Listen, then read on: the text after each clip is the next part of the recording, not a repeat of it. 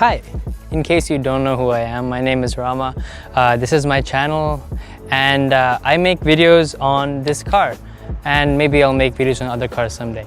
In any case, this is my 2000 Lexus SC300 and I have a lot of videos that I could possibly make. I actually have a bunch on how I repainted this car recently myself in my garage. I think I did a very good job for a garage. In any case, the video that we're making today is talking about LED lighting and why the way you guys do it with resistors is wrong. Essentially, in the 2000s and late 2000s and early 2010s, when people wanted to put LEDs in their car in the turn signals or the brakes, well, turn signals mostly, they always used resistors to prevent something called hyperflash. Essentially, how cars in the 90s and 2000s mostly work is that they consist of a halogen bulb in the front, two for the blinkers, and two halogen bulbs in the rear. They may have more, they may have less. However, the natural resistance of these bulbs is what gives them the rate at which they flash. LEDs have a lower resistance because they draw less power, and so they flash faster. The higher resistance, the slower your blinkers actually flash. So due to this fact, if you put LEDs in your headlights, you will no longer have the optimum blink rate that the manufacturer intended. So to fix this, most people decide to put resistors. There is a number of reasons not to put resistors, but number one would be unnecessary load on the engine. So your alternator converts rotational energy into electrical energy so that you can power stuff like you can recharge your battery, you can power all the systems that your car uses like ABS, traction control, cruise control, whatnot. And essentially the alternator's job is to do that for as long as possible until the alternator no longer works and dies. In this car specifically, the alternator is known to go bad very often, and that quite honestly sucks. So we want to reduce the load on the alternator as much as humanly possible. I did these headlights myself, so if you're wondering where I got them, I actually made them and I have a video on them on my channel. You can find that. Essentially, all these headlights are just the normal stock headlights with LED strips inside, one halo around the front headlight lens and one strip along the front. I chose not to wire the halo switchback to the turn signal because I just didn't really want to. I wanted to keep one always on and one turn signal, and I really like the way this looks. However, when I initially did this, it did not work, obviously, because of that hyperflash problem. So to fix this, I've seen a billion posts on the forums about how you guys use resistors, and you don't want to use resistors. Half of the point and half of the perk of using LED lights is to create less load on the alternator. And if you actually want to go about doing that, then why not give your alternator a break? So instead of using load resistors, which create unnecessary heat and it's just a waste of energy, and that heat goes and sits in your engine bay, a place where you typically don't want heat, you should just use a LED flasher relay. These are not super new. These have been around for the last 5 years or so, but more recently, people just don't use them because on all the Club Lexus forums or whatever forum you guys use, it's just not talked about. And quite frankly, I really don't know why. So here I am making this video. LED flasher relays do not use the typical material, the element that's found in traditional relays. So they do not directly correspond to the voltage of your lights. You can add as many LED lights, as many halogen lights, whatever kind of light you want, and these will always blink at the exact same rate. And that is actually what you want. You don't want your car looking ghetto and flashing unnecessarily fast. You want it to flash OAM. And so this is what I'm doing here. This flasher relay that I have in my car, it is intended specifically for LEDs. It's by a company called IJDM Toy, and I found them on Amazon. It's nothing specific. There's a bunch on Amazon. Essentially, all you have to do to make these work is just go into your car. There's actually two fuse panels in this car. There's one inside the hood right about here, and there's one inside in the kick panel under the carpet right here. You want to take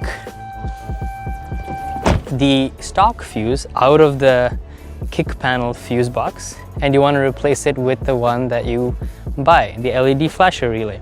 This will fix all your problems for you.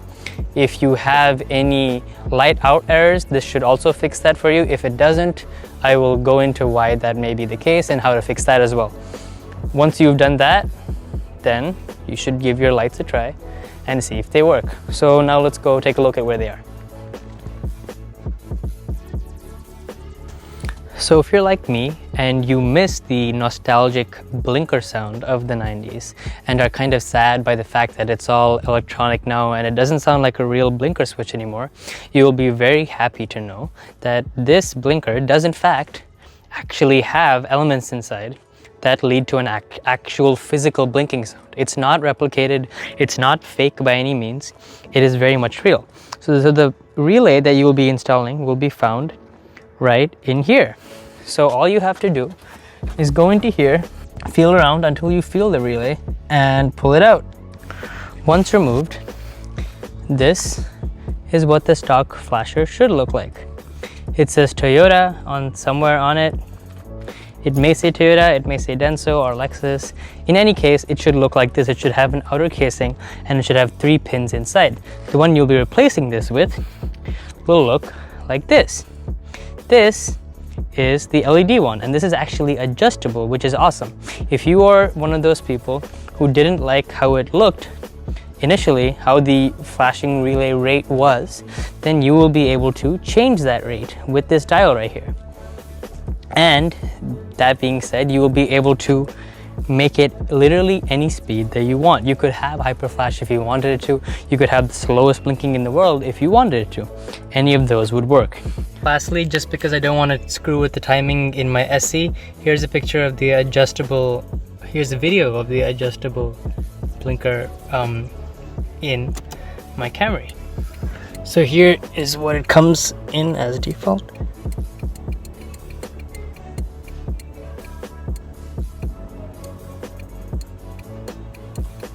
And there's your example for why you should do this.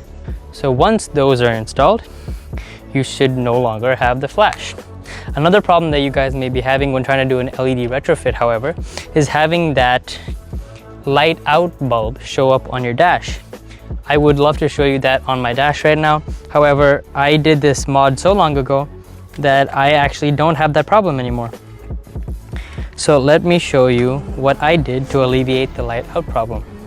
Toyota, naturally being an amazing company, of course, builds a taillight failure module into all of their cars so that you know when a taillight goes out. That way you're never driving on the road with your lights out without knowing, and people don't have to high beam you and honk at you unnecessarily because your lights are out. Toyota is awesome. However, when you want to retrofit your car and kind of modernize it, this doesn't always go hand in hand. So if you want to access that module, sorry for the mess. Actually, I was wrong. You will find that taillight module on the inside next to your antenna. So if you pull this side out, along the inside of the frame rail, you will find this brown box. I need to get a screwdriver to pull it out. And handy, all the Lexus keys are basically a flathead screwdriver. So that works perfectly. I'm gonna push the plastic tabs down and then push the module out, and hopefully it comes out. Once you've pulled that out and pulled the harness out for it, which is kind of a pain in the ass, you should now be left with this. This is a taillight failure module for a Lexus SC300 or SC400. What you want to do from here on out is once again get your handy dandy Lexus key and break open the back of that box. Once you've got it broken open, you will find this PCB circuit board. What you'll want to do from here on out is pull this out, and you'll see on mine that one of these resistors has been cut. That is the primary resistor that shows up as a light on your dash.